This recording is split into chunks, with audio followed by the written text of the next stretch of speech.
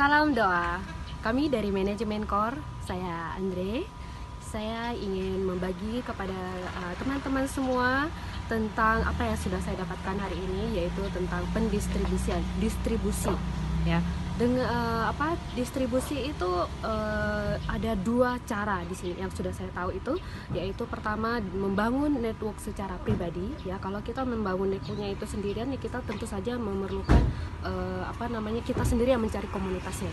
Nah, yang kedua itu adalah bagaimana apabila kita melakukan distribusi dengan bekerja sama dengan network yang sudah ada, saya rasa itu akan lebih gampang, ya enggak? Nah, mau tahu lebih dalam? Mari kita bergabung dengan doa. Salam doa.